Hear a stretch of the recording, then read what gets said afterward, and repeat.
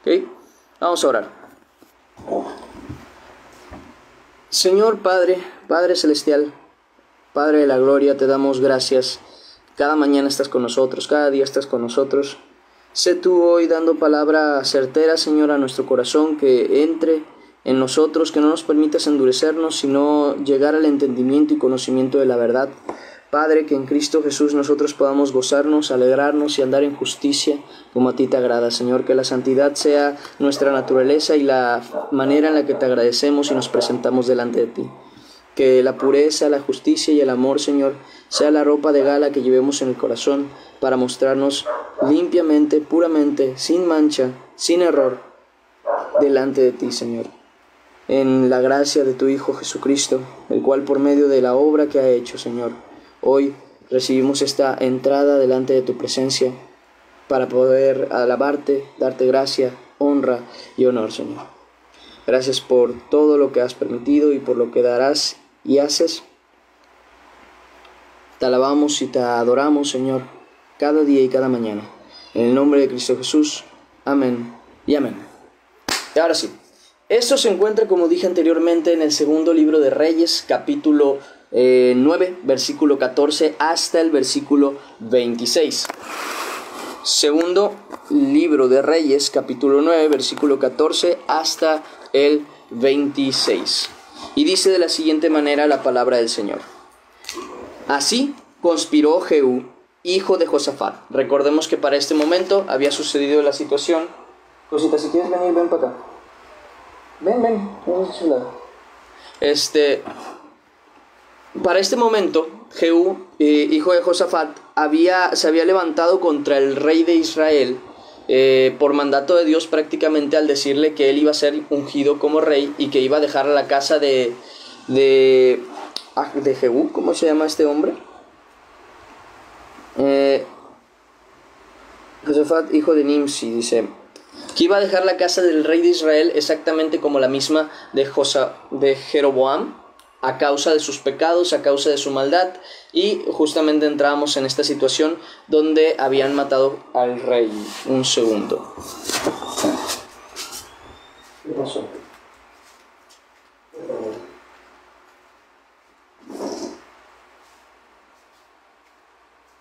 No pasó nada, ¿verdad? Nada, hubo un sonido raro. Decía: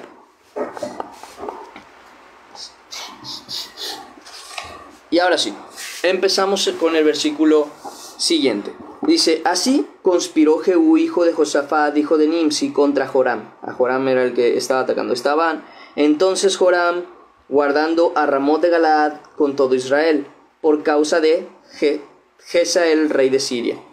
Dice: pero se había vuelto el rey Joram a Jezreel para curarse de las heridas de los sirios, que los sirios le habían hecho peleando contra Hazael, rey de Siria. Y Jehú dijo: si es vuestra voluntad, ninguno escape de la ciudad, para ir a dar nuevas a Jezreel. Entonces Jehú cabalgó y fue a Jezreel, porque Joram estaba allí enfermo.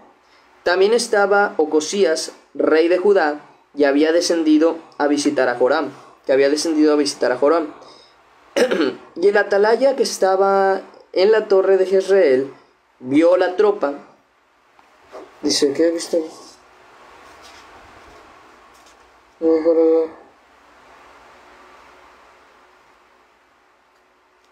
Dice: vio la tropa y descendió a visitar a Joram. Creo que le está adelantando un poquito la historia porque ayer la estaba viendo. Dice: y el atalaya que estaba en la torre de Jezreel vio la tropa de Jehú que venía y dijo: veo una tropa. Y Joram dijo: ordena un jinete que vaya a reconocerlos y diga: ¿hay paz? No sé si se acuerdan que ya les había hablado justamente de este tema.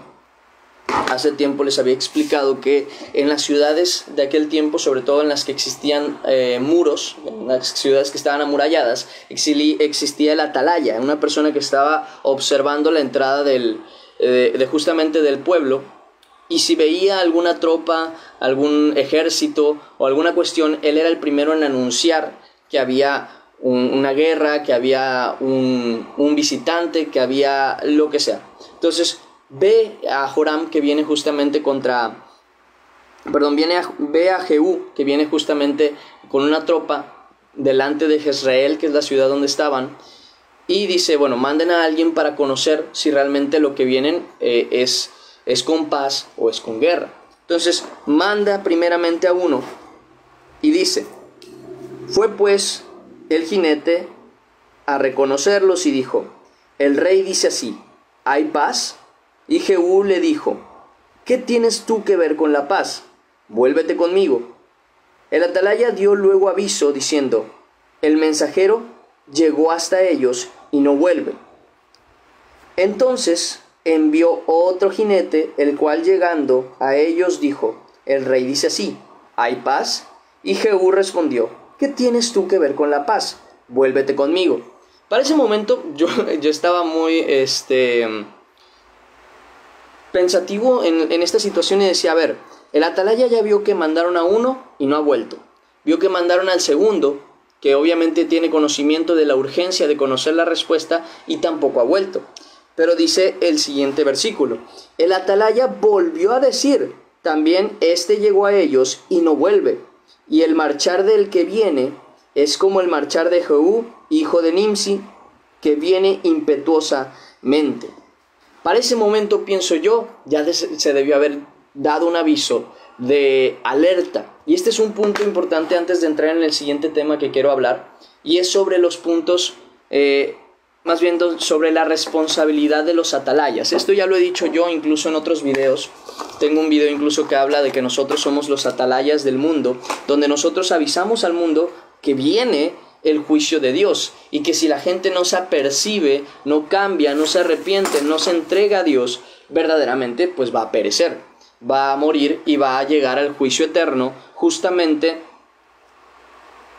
y en muchas ocasiones pensando incluso que tienen salvación, y no es así, porque yo voy a hablar de esto con claridad.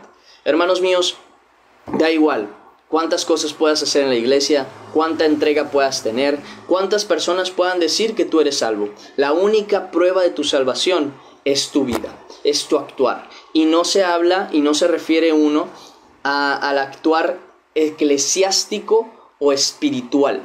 No estamos hablando del término de vivir una vida en la que tú estás ahí sacando demonios y orando por la gente y haciendo esto y haciendo aquello y alabando y haciendo... Porque si en ti se encuentra la maldad, si en ti se encuentra el engaño, la mentira, el pecado en general, si en ti está marcada la inmundicia, la inmoralidad, una práctica al pecado, tú no puedes decir ser de Dios, porque la misma Escritura lo llega a mencionar en muchas ocasiones, que los injustos no heredarán el reino de Dios. Da igual cuánto hayas hecho, cuánto digas creer, porque si hay algo que hay que dejar muy claro es que la fe verdadera en Cristo Jesús da nacimiento nuevo. Y la fe verdadera en Cristo Jesús da un nacimiento de paz, de felicidad, de amor, de verdad. Y el que de verdad ha nacido en Cristo, entrega su vida a Cristo en santidad, en justicia, en misericordia y en amor. No se va a encontrar en estas personas chismes, no se va a encontrar en estas personas arrogancia, no se va a encontrar en estas personas odio, como algo que se practica. Porque yo quiero dejar muy claro este tema al decir se practica. Cuando algo se practica, no solamente se lleva a la obra cada día, sino también que se busca la manera de mejorarlo, de engrandecerlo, de empeorarlo, sea la situación. Por así decirlo, el que practica deportes, sabemos que tiene un crecimiento en el deporte. Cada vez, no sé, por ejemplo, el que practica el ejercicio en gym, el cargar pesas, cada cierto tiempo va aumentando el número de repeticiones que hace, o en su defecto, la carga que llegan a ejercer, ¿no? Ya sea, por ejemplo, si alguien cargaba en sentadilla, no sé, 90 kilos, dentro de cierto tiempo va a tratar que su meta sean 100 kilos. Si alguien hace press de banca, que es como un ejercicio que estás acostado y levantas así una pesa completa. Si en ese ejercicio esta persona hace, no sé, 70 kilos, 80 kilos, 90 kilos, va a tratar de que la próxima ocasión o dentro de un cierto tiempo ese número aumente. El que practica algo siempre trata de mejorarlo. El que practica, tiene un hobby, por ejemplo, busca las mejores maneras de hacerlo más eficiente y más disfrutable. El que practica el pecado es una persona que no solamente lo ejerce diariamente, porque no es algo de lo que se avergüence en muchas ocasiones, o incluso aunque se avergüence no es algo que llegue a demostrar o que llegue a ser como que una lucha contra él, no es un pecado contra el que está tratando de luchar para dejarlo, sino una persona que ya lo aceptó como parte de su propia vida y hasta cierto punto incluso busca pretextos para cuándo y cuándo no hacerlo. Por ejemplo, el que practica el pecado en cuanto a las groserías siempre tiene un pretexto: es que me hicieron enojar, es que esto pasó, es que me puse muy feliz y justamente pues se me salió. Siempre hay algo por lo que termina sabiendo ya cuándo hacerlo, cuándo usarlo, cuándo meter un pretexto, cuándo defenderse sobre ese tema. Ya está practicado, ya tiene esa costumbre. ¿Qué pasó, pequeño? Ya tiene esa costumbre en cuanto al pecado. El que practica la inmoralidad sexual ya sabe, por ejemplo, qué días va a estar con una persona, qué días no, en dónde ir, a dónde no ir, dónde se puede ver, dónde no se puede ver su pecado, dónde se puede platicar y dónde no. El que practica el pecado no solamente lo hace diariamente o seguido, sino que también mejora su manera de ocultarlo, de justificarlo, de hacerlo o de disfrutarlo. Como el que bebe. El que bebe, pues muchas veces una cosa es beber y otra cosa es ya empezar a, por ejemplo, hacer que una bebida especial con no sé qué cosa. Busca la manera de mejorar lo que está haciendo para disfrutarlo. Pero el problema justamente está cuando hacemos eso con el pecado, porque ahí demostramos una realidad que la gente tiene que aprender a aceptar. Tú no estás peleando con el pecado si cada día lo vas haciendo más y más y más y más pecaminoso. Y no lo estás combatiendo cuando cada día sigues perdiendo y perdiendo y perdiendo contra el pecado. Porque quiere decir que hay cosas que no has hecho, hay cosas que no has dejado, hay cosas que no has olvidado, hay cosas que no has abandonado. Entonces, ¿qué voy con esto? Que mucha gente se cree creyente, se cree cristiano, se cree hijo de Dios porque va a la iglesia, porque se viste de una manera cristiana, porque su comportamiento cambia con las personas, porque busca hacer obras de caridad, de amor, que no sé qué, que esto, que aquello, y resulta ser que cuando llegan a su vida privada, cuando si se pudiese ver lo que la gente no ve, están en inmoralidad sexual, les encanta estar chismeando, son personas bebedoras de vino, de alcohol, y se emborrachan en casa, aunque sea ocultándolo. Siempre tienen problemas con su esposa, con su esposo, que sabemos que eso es un problema, más que pecado, sería más algo que nos impide nuestra oración. Siempre estorba cuando tú tienes una mala relación con tu pareja, cuando tú no tratas a tu pareja como deberías, la mujer sujetándose a su marido y el hombre respetando a su mujer y amándola. Se vuelve un impedimento justamente en nuestra oración. Pero bueno, que estás en inmoralidad, estás en, ¿cómo se llama?, en infidelidad para con tu pareja. Y todo eso, aunque no se vea públicamente, tienen que saber que delante de Dios no tiene ningún tipo de justificante. Llegando delante de la presencia de Dios, la gente no va a ser juzgada y rechazada por decir: nada, es que tú no me decías Señor, es que tú no ibas a la iglesia, es que tú no predicabas el evangelio, es que no. ¿Qué les dice? Apartaos de mí, hacedores de iniquidad, hacedores de maldad. Toda aquella persona que practica la malicia, que practica la maldad, que practica el pecado, no es de Dios, por más creyente que se crea. El que de verdad quiera seguir a Cristo, que dice el Señor, niéguese a sí mismo, tome su cruz y sígame. Y seguir a Cristo, en primer lugar, quiere decir andar en Él, ¿Por qué? Porque Él es el camino, la verdad y la vida. Y si vamos a Jeremías, vemos que Él será llamado camino de santidad. Y si no hay santidad, tú no puedes andar en ese camino. Y si tú andas en ese camino, en santidad, en la fe de verdad, quiere decir que tú estás dejando el pecado atrás. Estás abandonando todo lo que sabes que no te sirve.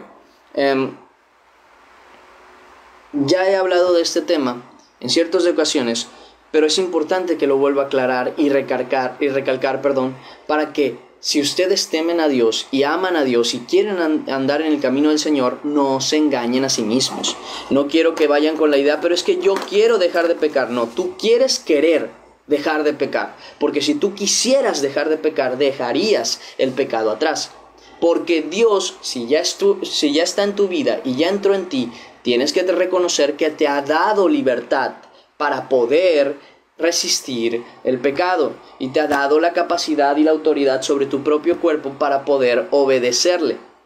Muchas veces nos vamos con la idea, es que quiero dejar el pecado. No, muchas veces no queremos dejar el pecado porque anhelamos seguir disfrutando del pecado, pero queremos querer dejar del pecado. Es un concepto diferente. En uno, anhelamos de verdad aborrecer el pecado, y en otro, verdaderamente aborrecemos el pecado. Se diferencia muy sencillo, porque el que aborrece el pecado busca la manera de eliminar todo lo que le afecta y le provoca pecar. Se aleja de esas relaciones, se aleja de esas amistades, se aleja de esas personas, se aleja de ese tipo de redes sociales, se aleja de ese tipo de lugares a los que iba, deja incluso muchas veces el deporte o algún sueño que tenía de ser alguien o algo en esta vida, ya sea por ejemplo un famoso, un actor, un doctor, un lo que sea, conociendo que se ve en la posibilidad de pecar, prefiere alejarse y dejar todo eso de lado. ¿Por qué? Por amor a Dios. Por amor a Dios. Y eso es válido, justo y lo mejor que uno puede hacer. Porque mucha gente dice, si yo quiero seguir a Cristo, tengo que dejar mi trabajo con el que sustento a mi familia, tengo que dejar esto con lo que yo he vivido toda la vida, tengo que dejar a la familia a la cual amo, pero justamente te hace tomar y te hace decir groserías y te hace meterte en el ambiente. Pues sí, es exactamente eso. Que tienes que dejarlo todo y creerle a Dios. Porque aquí el problema está en cuando siempre metemos un pretexto para quedarnos en el lugar en el que estamos. No sé, es que llevo tantos años con esta persona, no estoy casado, y estoy en ¿cómo se llama? En unión libre, y justamente estoy en pecado porque estoy teniendo, la intimidad con esa persona, pero me acompaña a la iglesia, pero no es creyente, ni ama a Dios, ni tampoco está entregado a Dios. Si no se entrega a Dios, ¿tú vas a seguir en el camino con Él? Y me refiero a la persona no casada, el casado es otra cosa. ¿Qué haces ahí? ¿Por qué sigues en el pecado y justificando ese pecado? Es que Él me ha apoyado tanto. Y luego, ¿qué pasa? ¿No se trata justamente de eso? ¿De abandonarlo todo por amor a Cristo? ¿No Cristo te ha ayudado más? Es una cuestión que suena cruel, pero es directa y clara. Y yo prefiero ser claro con ustedes, porque si no lo soy, por mi causa, mucha gente que pudo haber escuchado la verdad y haberse arrepentido y cambiar, no lo hizo. Les doy un ejemplo de esto. Imagínense que yo conozco una pareja que está en pecado, y yo les digo, no, miren, vayan a la iglesia y si ya ven que se pueden casar, cásense. Pero resulta ser que van y ellos sienten que son creyentes, pero en su vida siguen teniendo el mismo pecado. En su corazón no ha habido un cambio, no ha habido un nacimiento verdadero, no ha habido una intención de cambiar. Y mucha gente trata de decir, no, pero es que si tú no tienes ese cuidado, la gente no se va a querer acercar a la iglesia. Es que a la iglesia te tienes que acercar con una intención y un corazón de cambiar radicalmente. de decir quiero abandonar mi vida pasada. No quiero más o menos probar. No, el que va a probar lo va a hacer con o sin necesidad. Pero el que se va a quedar, ese es el que necesita de Dios. Y si tú no les dices la verdad de que la entrega en Cristo es un cambio radical, vamos a tener a muchos que siguen en la prueba, como si fuera una suscripción, en la prueba gratuita de ser cristianos. Y no tendrán la salvación verdadera. Porque no están dispuestos a pagar el precio. Y es entregarlo todo. Es estar dispuesto a entregar tu vida por el Evangelio, por la verdad, por andar en santidad delante de Cristo, por ser como Él, por encontrarnos con Él, limpia, pura y santamente. Si yo no les digo esto, y si yo no soy claro con ustedes, yo soy culpable de que ustedes se pierdan. Yo soy culpable de que ustedes vivan más años como cristianos, pero sin salvación. Y yo no quiero eso.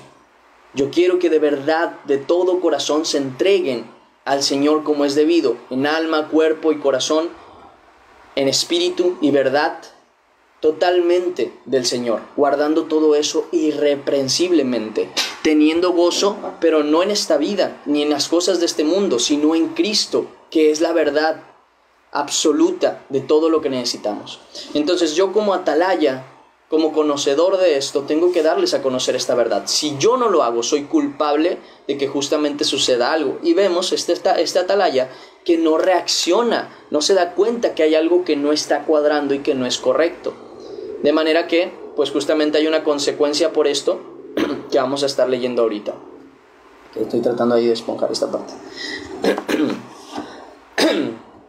Oye, pequeño, estás encima de mi Biblia. Dice, entonces Joram dijo, fíjense lo que pasa. Este hombre no avisó, avisó que había como algo raro, que ya había dos que no volvían, pero nunca llegó a avisar como, no rey, esto no se ve bien, esto se ve como que no hay paz. Pero como no lo hizo su rey, lo que hace es que Joram unce el carro, y cuando estaba uncido el carro salieron Joram, rey de Israel, y Ocosías, rey de Judá, cada uno en su carro, y salieron a encontrarse con Jehú. Dice, al cual hallaron en la heredad de Nabot. Y aquí es donde vamos con esta cuestión.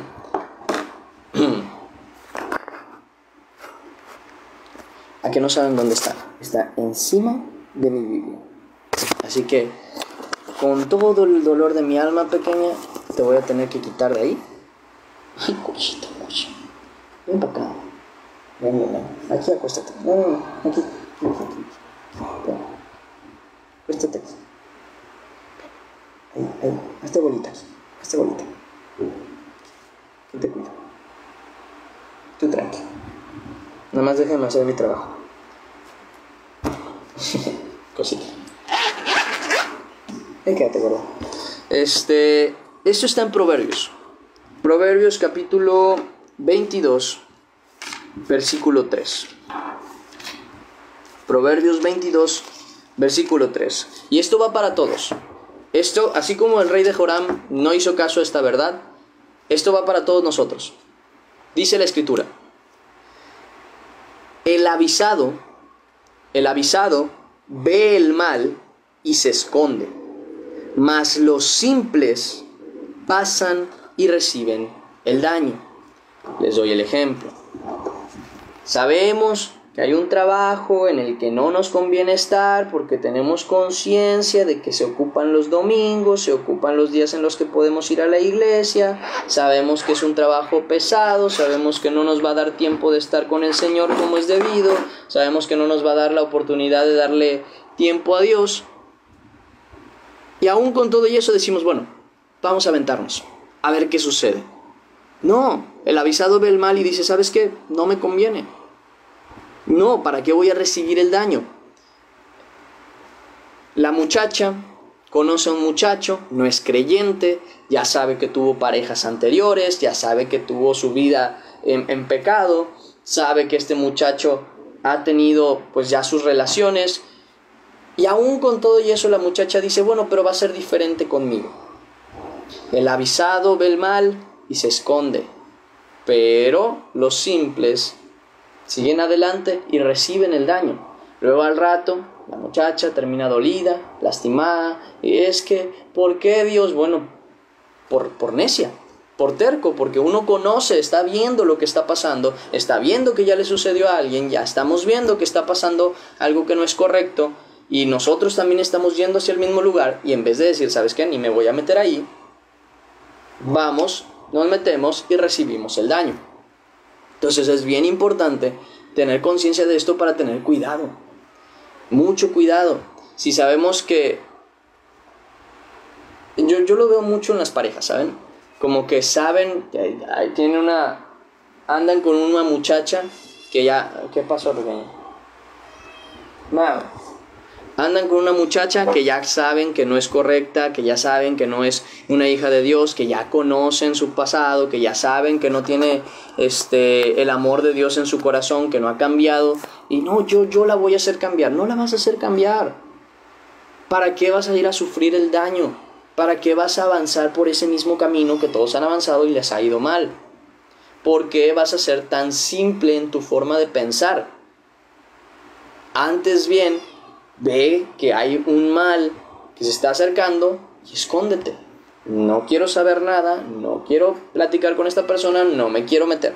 Es que yo sé que hay personas que cuando juegan juegos de apuestas se vuelven viciosos, pero yo soy diferente, yo no lo voy a hacer. Si ya sabes que el camino que lleva justamente a estar con juegos de azar lleva a la perdición, ¿por qué te vas a meter en los mismos rumbos y vas a recibir el mismo daño que ya otros han recibido? ¿Qué necesidad hay de eso? No la hay. Por eso mismo, el avisado ve el mal y se esconde, pero los simples siguen adelante y reciben el daño.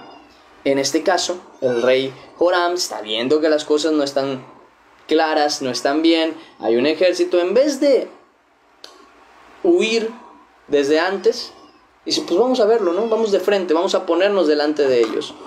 Y dice el siguiente versículo: cuando vio Joram a Jehú, dijo, ¿hay paz, Jehú?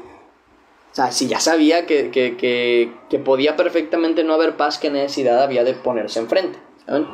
Dice, él respondió, ¿qué paz con las fornicaciones de Jezabel, tu madre, y sus muchas hechicerías?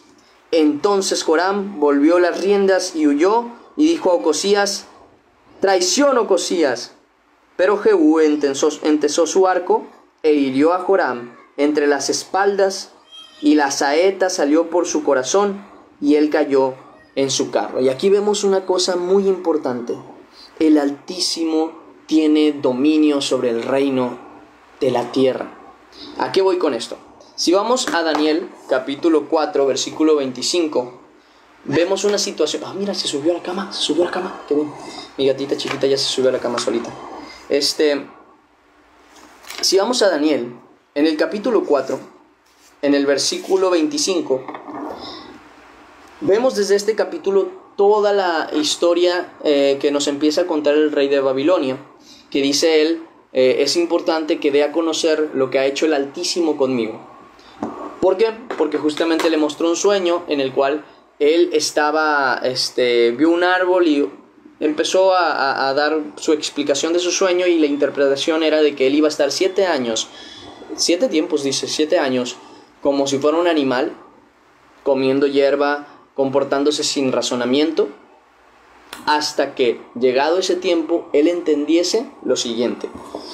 Capítulo 4, versículo 25 dice que te echarán entre los hombres, y con las bestias del campo será tu morada, y con hierba del campo te apacentarán como a los bueyes, y con rocío del cielo serás bañado, y 7 tiempos pasarán sobre ti, hasta que conozcas que el Altísimo tiene dominio en el reino de los hombres, y que lo da a quien él quiere. Algo que, por cierto, ya hemos visto incluso en el Nuevo Testamento, cuando dice claramente que los que están puestos como reyes, como príncipes, como líderes, como gobernadores, como incluso como policías y otros, son gente puesta por Dios. Por eso hay que orar por ellos, para tener paz, para tener buenos dirigentes, porque hay que orar porque los que haya puesto Dios sean para bendición y no para maldición del pueblo. Ahora bien, sabiendo que Dios tiene dominio, hay consecuencias por no obedecer a su verdad y no dar gloria a Dios. Y esto lo vemos en Hechos, capítulo 12, versículo 21. Como Él es el que pone los líderes, como Él es el que pone la gente que dirige, también Él es el que hace pagar a los que no obedecen a la verdad. Hechos, capítulo 12. Hechos, aquí está Romanos, Hechos, capítulo 12.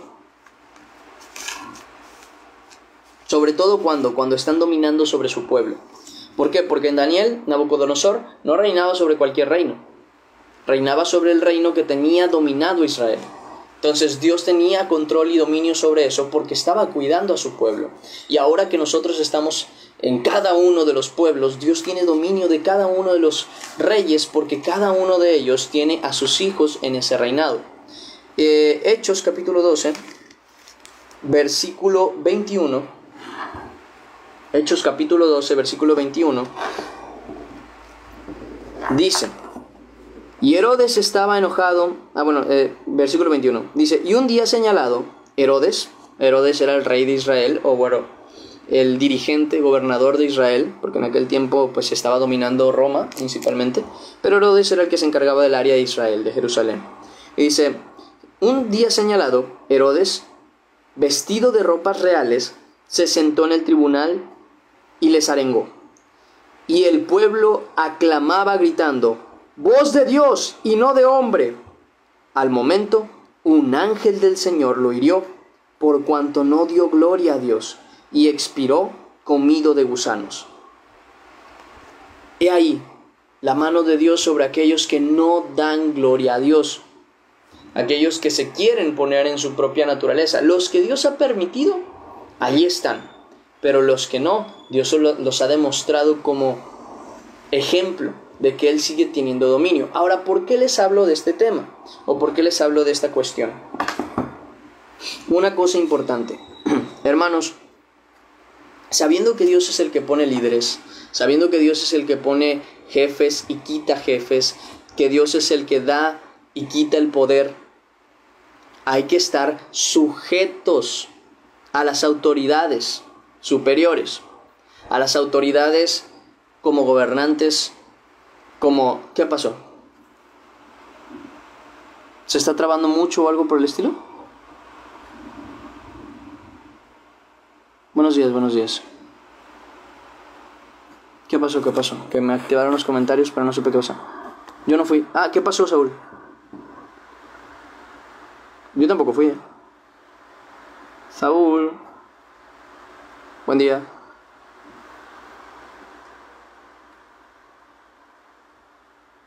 Ah, ese es el de Proverbios capítulo 22, versículo 3. ¿Pasó algo? Proverbios 22, 3.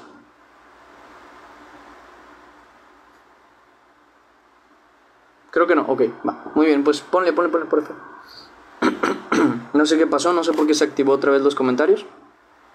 Sí, quítalos. Me imagino que habrá sido...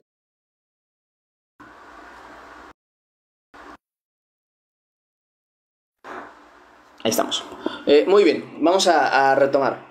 Vemos una cosa, y es importante tener esto en consideración. Dios es el que pone las autoridades. Por tanto, sí, el jefe tan molesto que tienes, Dios te lo puso. ¿Para qué? Dios sabe por qué. Muy probablemente tiene que mostrarte humildad. Muy probablemente te tiene que mostrar humildad porque no estás dispuesto a obedecer a un jefe que te cae mal. Y eso no es humildad. Por ejemplo, a lo mejor justamente necesitas que esa persona que es más nueva que tú, que tiene menos experiencia que tú, te demuestre que tú no estás siendo una persona humilde que le da gloria a Dios. Porque piensas que por tu tiempo, tu experiencia, tu capacidad, tú debías estar en ese puesto. Pero ese puesto se lo dio Dios a él. Y ahora tú humildemente deberías obedecer a esa persona y no estarte poniendo en su contra. Hay muchos motivos por los que Dios puede hacer justamente eso y ponerte una persona que tal vez tú no querías como líder. Está en tus manos el ser humilde y obedecer, el agradar a Dios teniendo ese cuidado. Obviamente, sí, tengo que meterme en la aclaración justamente de que la autoridad de Dios es superior a la autoridad humana, así que todo lo que te pidan que hagas en contra de la verdad, no debes hacerlo, pero bueno, yo creo que es algo que ni siquiera se debería estar mencionando porque es obvio, pero ya que siempre hay necesidad, pues se menciona. Sí, la autoridad de las personas llega hasta donde la autoridad de Dios permite. Eso es una realidad que tenemos que entender. Ahora bien, sí hay que sujetarnos a estas autoridades. Las autoridades de los jóvenes, sus maestros, sus directores, todas las personas que al final de cuentas les tocan en la escuela, su mamá, su papá, en casa. Esas autoridades hay que sujetarse a ellos. Los adultos sobre todo, a la policía, a los tránsitos. Oye, pero es que me están pidiendo que haga algo que no es correcto. No te metas. No te metas en lo que no te toca, que no es correcto, pero en lo que es correcto, obedece. Obedece. Es más sencillo que obedezcas a la autoridad, porque tal y como dice el Señor, fue Él quien los puso. Y por lo mismo, sí, hay autoridades exageradamente corruptas, pero Dios siempre ha sabido darle a sus hijos gracia delante de todos aquellos que podrían perfectamente ser corruptos, y aún con todo y eso tienen cuidado por los hijos de Dios. Así que ten fe que Dios tiene misericordia de cada uno de nosotros y no va a permitir que la corrupción de las autoridades llegue a ser algo perjudicial para nosotros como sus hijos. Pero sí nos toca a nosotros obedecer, ser sujetos a estas autoridades, ser humildes en nuestra forma de vivir para poder aprender a obedecer. ¿Okay? Para aprender a obedecer. Ahora bien, como aquellos que son puestos como líderes, también tengo palabra para ustedes, porque del Señor viene esto. Todo aquel que ha sido puesto como líder, que le toca cuidar a las personas, tiene que tener conciencia de que tiene una responsabilidad. Porque si Dios te puso ahí, tienes una responsabilidad con la gente que está como seguidor, como, ¿cómo se podría decir? Como encargado de la gente que tú tienes. Tienes una responsabilidad. Y esto se marca sobre todo, ¿saben cuándo? Cuando se trata del pueblo de Dios. Una persona que es pastor, una persona que es maestro, una persona que se encarga del pueblo de Dios, tiene una responsabilidad muy grande. Por eso mismo la palabra de Dios habla en contra de los pastores que actúan incorrectamente. Y con los pastores me refiero a la gente líder de Israel, principalmente líderes espirituales. Por ejemplo, vamos a leerlo. Ezequiel, capítulo 34. Ezequiel, capítulo 34, versículo 1. Vamos a ver hasta el versículo 10. Habla justamente contra los pastores que no actúan rectamente delante de Dios. Porque, ¿a qué vemos aquí? Cómo Dios quita una autoridad. Cómo Dios le quita la autoridad a Joram. Y cómo se la da a Jehú. También vemos acá cómo Dios le quitó la autoridad al rey Nabucodonosor y al mismo tiempo se lo volvió a dar, solamente para que él entendiese que la gloria era para Dios, que Dios tiene dominio sobre todo esto. Cómo le quitó la vida y la autoridad a Herodes, justamente por no haber dado gloria a Dios. Y ahora vamos a hablar sobre los pastores, cómo Dios también tiene contra ellos una verdad si ellos no cumplen su labor pastoral. Y esto lo voy a hablar muy sinceramente. Seas líder de una pequeña iglesia, seas líder de una gran iglesia, seas padre de familia, tú eres pastor de una de las ovejas del Señor, y por lo mismo estás delante de lo más valioso para Dios. Si tú no tienes cuidado con ellas, tú vas a pagar las consecuencias de tu falta de amor para con las ovejas de Dios. Miren lo que dice la Escritura. Vino a mí palabra de Jehová diciendo: Hijo de hombre, profetiza contra los pastores de Israel. Profetiza y di a los pastores, así ha dicho Jehová el Señor. Ay de los pastores de Israel que se apacientan a sí mismos. Dice, ¿no apacientan los pastores a los rebaños? Pregunta el Señor. Coméis la grosura, aquí lo dice. Coméis la grosura y os vestís de la lana, la engordada degolláis, mas no apacentáis a las ovejas. O sea, se preocupan por ustedes mismos y no por las personas que tienen a su cargo. No fortalecisteis las débiles, ni curasteis la enferma. No vendasteis la perniquebrada, una palabra curiosa, ni volvisteis al redil a la descarriada, ni buscasteis la perdida, sino que os habéis enseñoreado de ellas con dureza y con violencia. Mañana vamos a hablar, por cierto, de liderazgo, sobre cómo uno tiene que ser líder delante de Cristo. Es importante que tengan ahí el tiempo, porque mañana justamente vamos a hablar de ese tema. Ayer estaba revisando eso. Y mañana vamos a hablar de liderazgo en Cristo. Es bien importante que vengan, porque ahí vamos a ver y aprender varias cositas. Pero dicen, fíjense las responsabilidades de un pastor de Dios.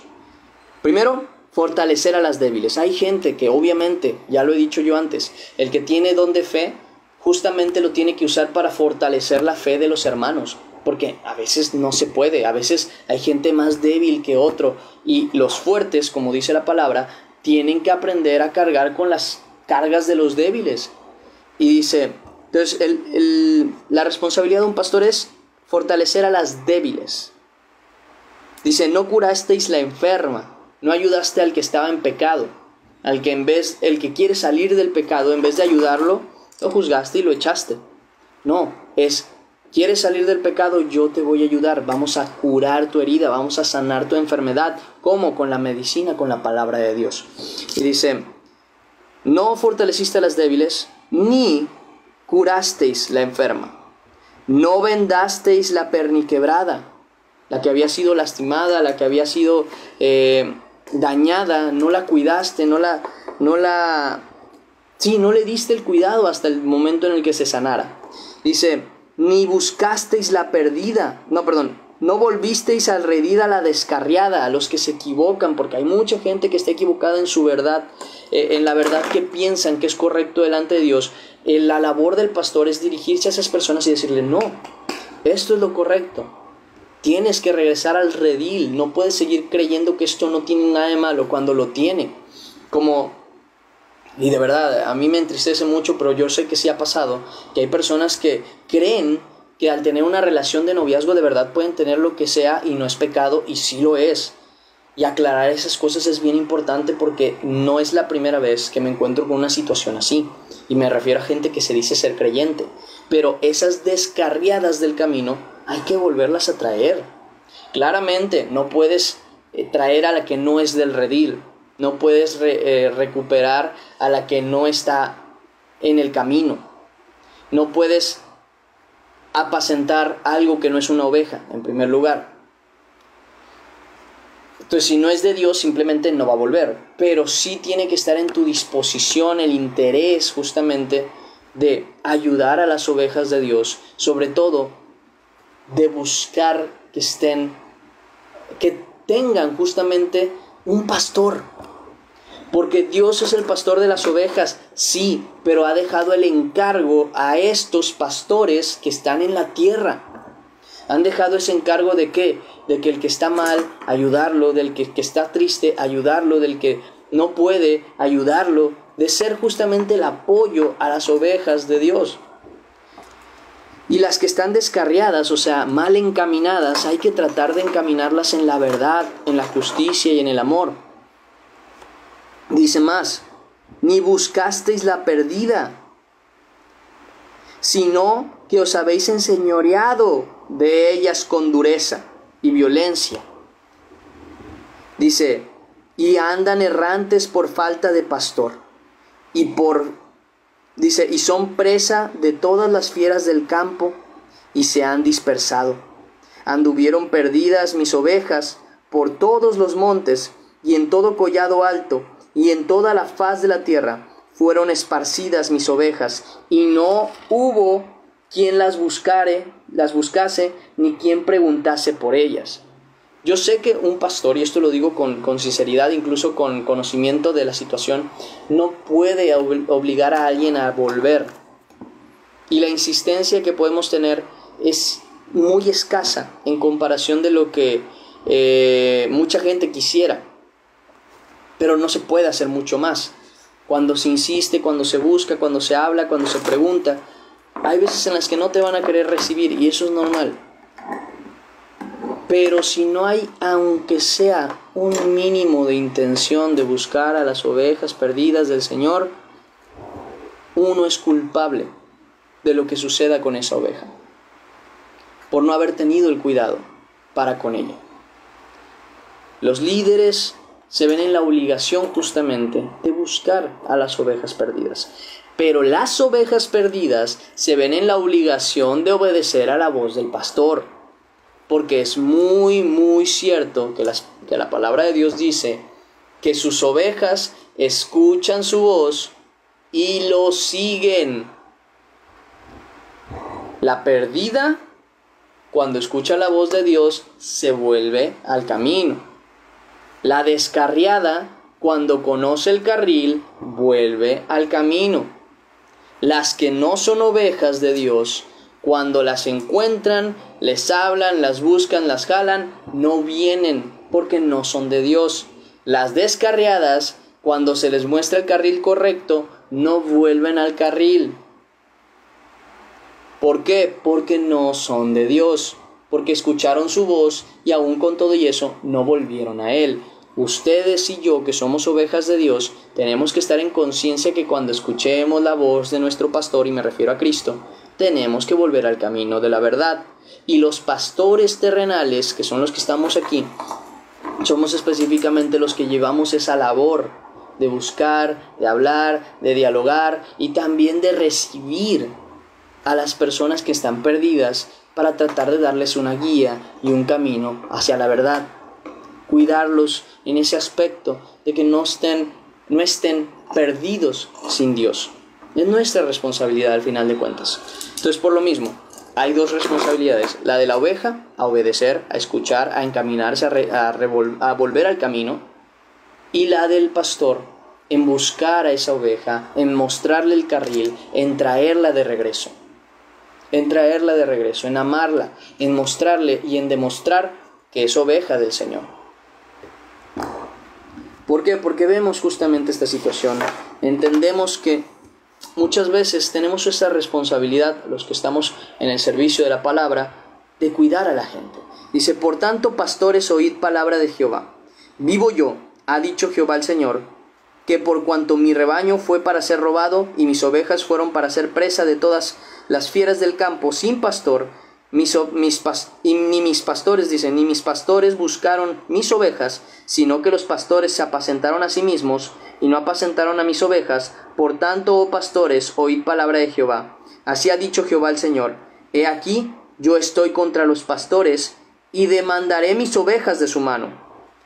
Y les haré dejar de apacentar las ovejas, o sea, los quitará de ahí. Ni los pastores se apacentarán más a sí mismos, pues yo libraré mis ovejas de sus bocas y no les serán más por comida. Ahora bien, vuelvo al mismo punto. Es importante entender una cosa. Sí, los pastores tienen una obligación. Los pastores tienen la obligación de buscarlos. Los pastores tienen la obligación de ver que estén bien. Los pastores tienen la obligación de cuidarlas. Los pastores tienen la obligación de apoyarles cuando ustedes quieren verdaderamente dejar el pecado. Pero también tienen que tener en conciencia que su pastor, el de ustedes, es Cristo. Y si ustedes son ovejas del Señor, no se van a negar a encaminarse delante de Dios. ¿Por qué? Porque lo dice más adelante. Porque así ha dicho Jehová el Señor. He aquí yo mismo. O sea, en el pasado era la responsabilidad del hombre o hacer todo eso. Hoy es de Dios. Y aunque el hombre todavía tiene la obligación de cumplir con todas estas características para con sus ovejas, vuelvo al mismo caso.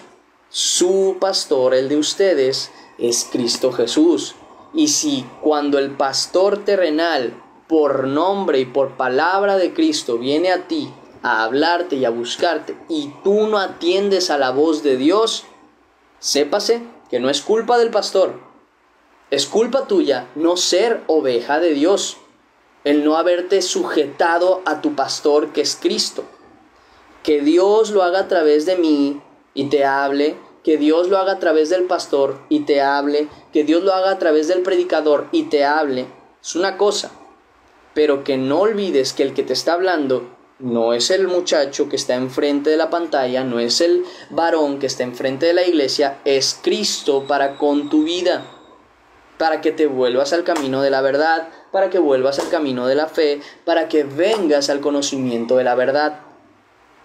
Así que sí, es nuestra obligación como ovejas del Señor escucharle y seguirle, porque Él mismo es nuestro pastor. Yo mismo iré, dice, a buscar a mis ovejas y las reconoceré, porque el que no sigue al Señor no es su oveja.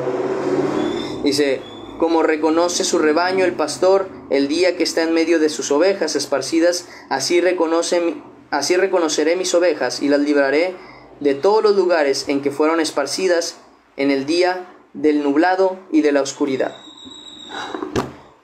Importantísimo esa cuestión. Varones, aquellos que son seguidores de Cristo y están responsabilizados al conocimiento de la verdad y al dar la verdad a los hermanos, el dar el alimento espiritual a los hermanos, tengan conciencia que tenemos responsabilidad para con los hermanos en la fe. Ahora bien, hermanos en la fe, tengan conciencia que ustedes tienen responsabilidad para con Dios, de obedecer, de sujetarse y de seguir el camino de la verdad, y cada uno va a pagar conforme a lo que cumplió o no delante de Dios. ¿Por qué? Porque luego hay mucha queja contra los pastores, y es válida. Es que los pastores no nos buscan, es que los pastores no nos aman, no nos muestran amor, no se preocupan por nosotros, llevamos no sé cuánto tiempo sin ir a la iglesia y ni siquiera un solo mensaje. Sí, allí son culpables, pero cuando ya te mandaron el mensaje, cuando ya te buscaron, cuando ya te fueron a visitar, cuando ya te hablaron, cuando ya te exhortaron, cuando ya te corrigieron y tú aún así no haces caso, sépase que no es culpa del pastor, es culpa tuya de no entregarte verdaderamente a Dios como oveja del Señor, porque su trabajo ya lo habrán cumplido, el tuyo era obedecer. No lo hiciste, no te muestras como oveja, no esperes que te traten como oveja. Entonces, es bien importante ese tema. Siguiente versículo. Pero sí, el que está encargado del pastorado tiene que ser insistente. Por amor a las ovejas, sean insistentes. Dice, siguiente versículo, versículo 25. Dijo luego Jehú a Bidkar, su capitán, tómalo y échalo a un extremo de la heredad de Nabot, de Jezreel. Acuérdate de que cuando tú y yo íbamos junto a la gente de Acab, su padre, Jehová pronunció esta sentencia sobre él, diciendo, que yo he visto ayer la sangre de Nabot y la sangre de sus hijos, dijo Jehová, y te daré la paga en esta heredad, dijo Jehová. Tómalo pues ahora y échalo en la heredad de Nabot conforme a la palabra de Jehová. Fíjense, hasta eso fue obediente. Luego la arruinó, pero bueno, fue obediente. Y ahí terminamos, hermanos míos, la enseñanza del día de hoy. Vamos a orar y agradecer a Dios por este tiempo. Ahora sí ya les van a activar los comentarios para que puedan tener ahí los versículos del día de hoy, ¿vale? Vamos a orar. Señor Padre, Dios bendito, te damos gracias que hoy nos das esta oportunidad de leer tu palabra, de aprender de ella, de recibir tu verdad. Te pedimos y rogamos que tú seas con nosotros, encaminándonos cada mañana, cada día, para conocer más de lo que tú nos quieres enseñar y ser transformados, Padre mío. Ser transformados en lo que tú quieres transformarnos, Padre. No nos permitas comportarnos como lobos, siendo ovejas tuyas, Señor. Sea nuestro pastor completo, total, verdadero. Y no nos metas en necedad, Señor, para no endurecer nuestro corazón cuando te escuchemos. Permítenos escuchar tu voz sea a través de los hermanos o sea directamente de tu palabra, Señor. Permítenos escuchar tu voz y seguirte, como lo que somos, Señor, ovejas de tu prado. Te lo pedimos en el nombre de Cristo Jesús. Amén y amén. Y ahora sí, terminamos el devocional del día de hoy.